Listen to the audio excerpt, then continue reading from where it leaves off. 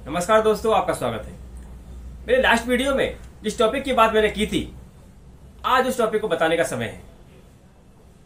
मित्रों, Nirbhaya rape case के बाद ये ध्यान हमारे कानून के जानकारों ने लगाया कि मेडिकल रिपोर्ट में कहीं ना कहीं कोई त्रुटि रह रही है। मेडिकल रिपोर्ट जिस प्रकार बननी चाहिए उस प्रकार बन नहीं रही।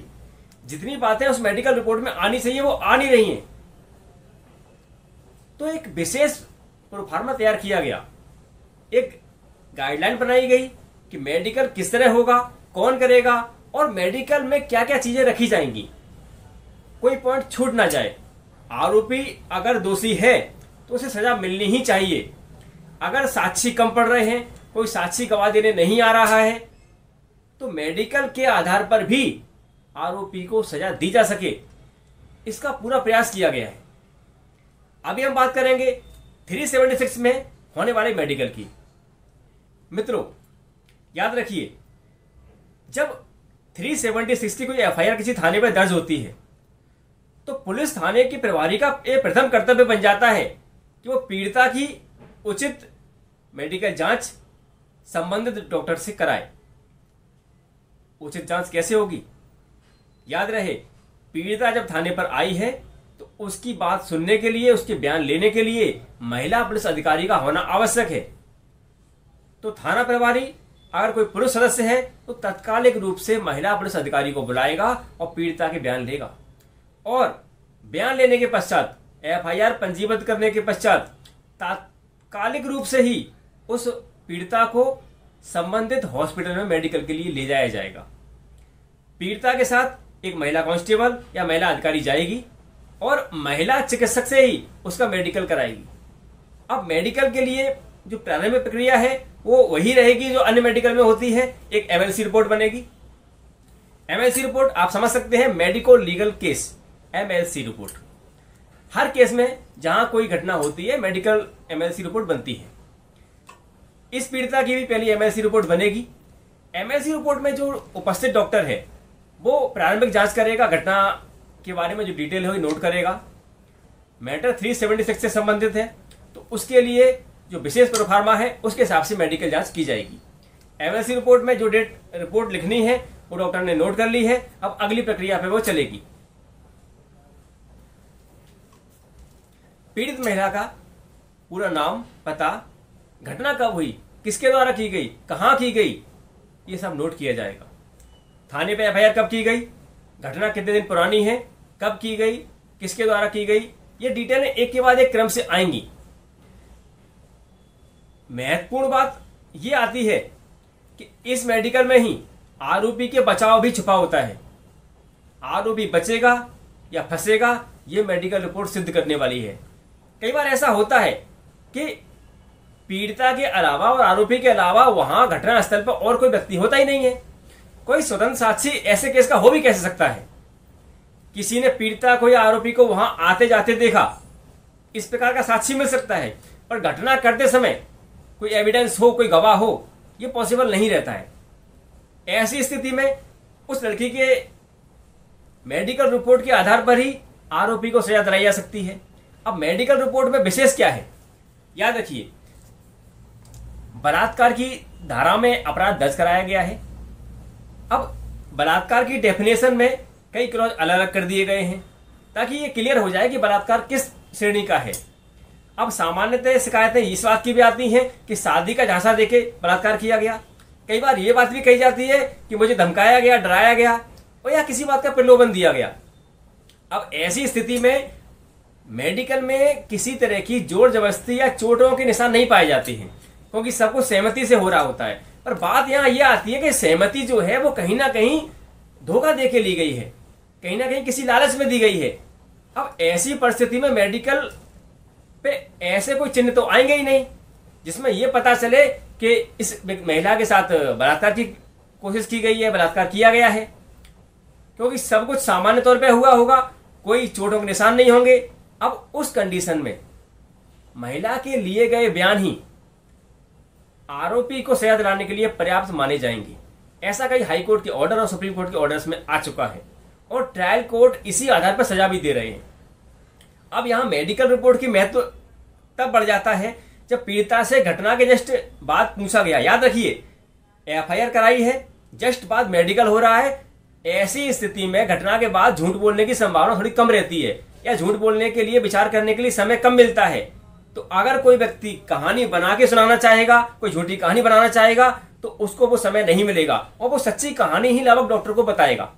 अब डॉक्टर को जो कहानी बताई जा रही है वो डॉक्टर नोट कर रहा है, एक एक बात पूछ पूछ के लिखी जा रही है कि घटना किस समय की हुई, कहां हुई, किसके साथ हुई, कैसे कैसे हुई, करने वाले कितने लोग थे, क्या एक व्यक्ति था, जो आरोपी था क्या वो नशे में था, क्या आरोपी ने आपको नशा दिया, घटना के समय आप होश में थे या नहीं थे, आपके शरीर पे कहीं इस तरह की कोई चोट आई जो उस घटना के परिणाम स्वरूप थी, क्या घटना से पहले आप बीमार थे, आप ही कोई मेडिकल जांच हुई थी, क्या आप आरोपी को पहले से जानते थे, आरोपी से आपका संबंध क्या है, उससे किस तरह मुलाकात हुई, और घटना के समय क्या किसी बाहरी वस्तु का उपयोग किया गया, किसी ऐसी चीज का उपयोग किया गया जो सामान्य ऐसी परिस्थितियों में नहीं किया जाना चाहिए था, उस वस्तु का नाम, क्या घटना के समय आरोपी ने किसी कंडोम वगैरह का यूज किया, किसी मेडिसिन का यूज किया, तो वो जानकारी दीजिए। अब इन सब चीजों के बाद यहां इस बात पर भी फोकस होता है कि घटना के समय क्या आरोपी ने अपना स्खलन महिला के शरीर के किसी अंग पे किया। अब वर्तमान परिस्थिति में आप रेप की परिभाषा को गहराई से पढ़ेंगे तो पाएंगे अब चीजें बढ़ा दी गई हैं। केवल वेजाइनल पार्ट पे किया गया कृत्य रेप की श्रेणी में नहीं है। अगर कोई आरोपी किसी पीड़िता के मुंह या एनएस में भी गलत कार्य करता है तो वो बलात्कार की श्रेणी में है। अगर वो प्राइवेट पार्ट को काटता है, नोचता है, तो भी बलात्कार की श्रेणी में है। अब अलग अलग श्रेणी बना के बलात्कार को डिफाइन किया गया है, तो यहाँ ये मेडिकल वो उसमें बड़ी सहायता करने वाला है। अब किसी महिला के साथ कोई घटना हुई है तो घटना के समय क्या ब्लड निकला था, क्या उससे कोई उल्टी हुई, क्या कोई इंजेक्शन उसकी बॉडी पार्ट पे आरोपी द्वारा किया गया। अब इन सब चीजों के साथ साथ घटना के समय क्या वो महिला बेहोश हो गई थी, क्या वो होश में थी, घटना के बाद उसने क्या किया, क्या उसने घटना के बाद अपने आप को साफ किया, अपने कपड़े साफ किए, नहा के आई, टॉयलेट या लेटरिन वगैरह का यूज किया, उसने अपने शरीर की सफाई पूरी तरीके से कर ली या नहीं की, जो कपड़े घटना के समय पहने हुई थी क्या वो आज भी कपड़े उसके पास सुरक्षित हैं, उन कपड़ों को धोया तो नहीं गया। ये सब डिटेल्स नोट करने के बाद जो महिला पुलिस अधिकारी उसको लेके गई है, उस पुलिस अधिकारी को वो मेडिकल डॉक्टर एक पूरी डिटेल बना के, इन सब चीजों की एक एक लिस्ट बना के और एक एक स्लाइड बना के, जो सामान कपड़े वगैरह जब्त किए गए हैं उनकी सीलबंद पैकिंग करके दी जाएगी, और जो बॉडी के पार्ट से स्लाइड बनाए गए हैं। अब आप जानना चाहेंगे स्लाइड क्या होती है। महिला की बॉडी की जब जांच की जाती है तो डॉक्टर उसके एक एक बॉडी पार्ट से वेजाइनल, एनल या मुंह के कुछ द्रव पदार्थ को लेते हैं और स्लाइड में लाके उसको सेव करते हैं। मेडिकल जांच में स्लाइड के द्वारा ही जांच पता लग सकता है कि वहां पर कुछ बाहरी चीज या बाहरी डीएनए प्रोफाइल है या नहीं है। जो डीएनए प्रोफाइल महिला का है वो तो उसमें होना संभावित है, पर किसी और का भी अगर है तो वो उससे पता लगाया जा सकता है। इस तरह के स्वाब लिए जाएंगे और सैंपलों की कई तरह की प्रक्रिया होंगी। इन सब सैंपलों को लेने के बाद वो डॉक्टर तरीके से सील पैक करेगा, पीड़िता या उसके घर वालों के साइन कराए जाएंगे और उस पुलिस अधिकारी को सौंप दिया जाएगा। ये हो गई उसकी प्राइमरी मेडिकल रिपोर्ट जो उसने पीड़िता के अनुसार देखी है। अब इस पे वो डॉक्टर अपना निष्कर्ष भी देगी कि घटना की स्थिति क्या है, मेडिकल रिपोर्ट अभी तक की जो उसने जांच की वो क्या कहती है। प्राइमरी मेडिकल रिपोर्ट के बेस पे वो महिला डॉक्टर बताएगी कि घटना किस प्रकार हुई है, और वो सैंपल प्रिजर्व किए गए हैं फॉरेंसिक साइंस की जांच के लिए। तो फाइनल रिपोर्ट वो वहां की जांच रिपोर्ट आने के बाद देगी। बॉडी के किसी पार्ट्स पे कोई बाहरी सीमन वगैरह पाया गया क्या, इसकी रिपोर्ट जब एफएसएल रिपोर्ट आएगी उसके बाद ही क्लियर हो पाएगा। पर डॉक्टर प्राइमरी रिपोर्ट में अपनी बात कह के चलेगा। अब यहाँ इस मेडिकल रिपोर्ट में जो विशेष बात है वो ये है कि घटना के समय और घटना के बाद की पूरी स्टोरी, पूरी डिटेल, एक एक बात जो पीड़िता के साथ घटना घटी है वो पीड़िता डॉक्टर को बता चुकी है और डॉक्टर ने सिलसिलेवार उस पूरी बात को अपनी मेडिकल रिपोर्ट में लिख लिया है। अब यही मेडिकल रिपोर्ट आरोपी के बचाव और सजा का आधार बनने वाली है। जो सीमन स्लाइड बनाए गए, जो वेजाइनल स्वाब या वल्वल स्वाब या अन्य तरह के स्वाब की स्लाइड बनाई गई, उस पे अगर किसी बाहरी डीएनए प्रोफाइल को प्राप्त होता है, फोरेंसिक जांच में ऐसा पाया जाता है कि इस महिला के मेडिकल में सीमन पाया गया है, तो जो आरोपी है उसकी भी डीएनए जांच की जाएगी और उस डीएनए जांच के आधार पर यह तय होगा कि महिला के पास, महिला के बॉडी पार्ट्स के ऊपर जो सीमन पाया गया है क्या उस आरोपी का है या नहीं। आप समझ सकते हैं इस मेडिकल रिपोर्ट के आधार पर आरोपी को सजा हो सकती है। अब यहां प्रश्न आता है कि अगर महिला अपने बयानों से पलट जाए, मेडिकल रिपोर्ट हो गई, सब कुछ हो गया, महिला अपने बयानों से कोर्ट में पलट गई, उसने पुलिस को दिए 161 के बयानों में घटना बताई कि मेरे साथ बलात्कार हुआ, न्यायालय में दिए 164 के बयानों में बताया कि मेरे साथ बलात्कार हुआ, लेकिन जब न्यायालय में उसके पुनः बयान हुए तब किसी कारणवश उसने अपने बयान से बदलना उचित समझा और बयानों से बदल गई और बोला मेरे साथ कोई घटना कारित नहीं हुई है। अब यहां दो परिस्थिति निर्मित होती हैं। अगर फरियादी महिला नाबालिग है तो उस स्थिति में उसकी ऐसे असहमतिपूर्ण बयानों का कोई महत्व नहीं है। कोर्ट पूरा जजमेंट मेडिकल रिपोर्ट के बेस पे देगा।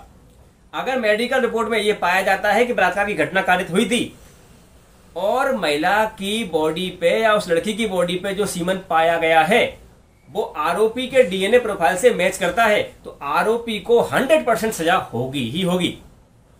मैंने कई केसों में देखा है आरोपी को 20-20 साल तक की सजा न्यायालय द्वारा दी गई है, क्योंकि वो नाबालिग महिला के साथ बलात्कार का दोषी पाया गया, जबकि महिला ने अपने बयान से बदल गई, उसने मना किया ऐसे कोई घटना कारित नहीं हुई है, पर मेडिकल रिपोर्ट में सिद्ध हो गया था कि बलात्कार किया गया था। अब यहां एक चीज विशेष आती है, जब महिला मेडिकल के लिए उस डॉक्टर के पास आई थी तो उसकी सहमति ली गई थी कि हम आपके ऐसे ऐसे मेडिकल करने वाले हैं, आप मेडिकल की सहमति देते हैं क्या। अब महिला अगर बालिग है तो सहमति स्वयं देगी, नाबालिग है तो उसके माता पिता देंगे। कई बार क्या होता है, महिलाएं अपनी सहमति नहीं देती और मेडिकल कराने से इंकार कर देती हैं। मेडिकल कराने से इंकार करना आरोपी के बचाव का एक बहुत ही सुदृढ़ आधार है, बहुत ही मजबूत आधार है आरोपी के बचाव के लिए। महिला या लड़की नाबालिग है, उसके माता पिता ने सहमति नहीं दी है, उस कंडीशन में भी यही स्थिति बनेगी और आरोपी के बचाव का यह आधार होगा। मेडिकल 376 में आवश्यक नहीं, अति आवश्यक है, आप समझ सकते हैं। अब आपका विचार यह होगा, आप ये जानना चाहेंगे कि आरोपी के डीएनए से कैसे मिलाया जाएगा इसको। इस मेडिकल के बाद महिला को उसके घर भेज दिया जाएगा और जो भी चीज जब्त की गई है सील पैक करा के वो पुलिस अधिकारी को सौंप दिया गया है। आरोपी को पुलिस पकड़ी रही होगी और पकड़ने के बाद उसको तत्काल मेडिकल के लिए लाया जाएगा और आरोपी का भी इसी तरह का एक मेडिकल होगा कि वो ऐसा संभोग कार्य करने में सक्षम है या नहीं। उसके बॉडी पार्ट्स की जांच की जाएगी कि वो कितना सक्षम है, शारीरिक रूप से कैसा है, और डॉक्टर अपनी एक प्रारंभिक रिपोर्ट बनाएंगे कि वो व्यक्ति, वो पुरुष इस प्रकार की घटना करने में सक्षम है या नहीं, उसके बॉडी पार्ट्स किस लेवल पे विकसित हैं और किस स्थिति में है। अब ये विचार आता है तो क्या उस पुरुष के जो वीर्य को प्रिजर्व किया गया उसके डीएनए से ही महिला पे जो सीमन पाया गया उसकी जांच की जाएगी? ऐसा नहीं होगा। महिला की बॉडी पे जो सीमन पाया गया था उसकी डीएनए जांच और आरोपी की डीएनए जांच के लिए आरोपी का ब्लड टेस्ट लिया जाएगा।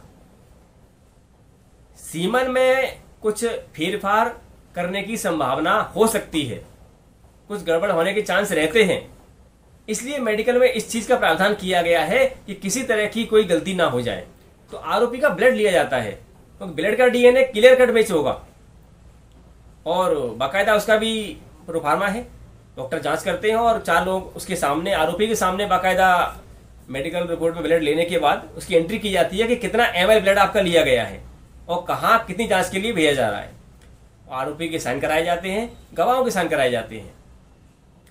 तो आरोपी का प्रोफाइल और फरियादी का प्रोफाइल मैच किया जाता है और वहां डीएनए अगर मैच करता है तो ये माना जाता है कि फरियादिया के साथ जो बलात्कार की घटना कारित हुई वो इस आरोपी ने ही की थी। अब ऐसी स्थिति में एक बात बड़ी विचित्र निकल के आती है। अब गवाही के टाइम पे महिला गवाही से पलट गई है। अगर महिला बालिग है तो ऐसी स्थिति में कोर्ट ये मानेगा कि महिला की स्वेच्छा से ही ये कार्य हुआ था, क्योंकि मेडिकल में प्रूव हो रहा है कि घटना तो हुई है, तो महिला की सहमति से ऐसा हुआ था, तो आरोपी को बरी कर दिया जाएगा। पर कोर्ट चाहे तो झूठी गवाही देने, झूठा केस लगाने और न्यायालय का समय बर्बाद करने के एवज में उस फरियादिया के खिलाफ कानूनी कार्रवाई का आदेश दे सकती है। सामान्य तौर पे कोर्टें ऐसा नहीं करती हैं, पर अगर कोर्ट को लगता है कि न्यायालय का समय महिला ने बर्बाद किया है तो ऐसी वो कार्रवाई न्यायालय कर सकता है। दोस्तों, उम्मीद है आपको आज का वीडियो पसंद आया होगा। मेडिकल में जो बेसिक जानकारी हो सकती थी वो मैंने देने का प्रयास किया है। इसकी आगे की डिटेल या कोई अन्य जानकारी जो इसके आगे आवश्यक है जानना आपको, वो मैं आपको अगले किसी वीडियो में देने का प्रयास करूंगा। 302 में या अन्य तरह के गंभीर आपराधिक प्रकरणों में मेडिकल किस तरह होता है और मेडिकल के कौन कौन से पॉइंट देखे जाते हैं, कभी उसके बारे में चर्चा की जाएगी। फॉरेंसिक टीम किस तरह कार्य करती है उसके बारे में चर्चा की जाएगी। मिलते हैं किसी अन्य नए टॉपिक पे, नए वीडियो के साथ। तब तक के लिए नमस्कार, जय हिंद।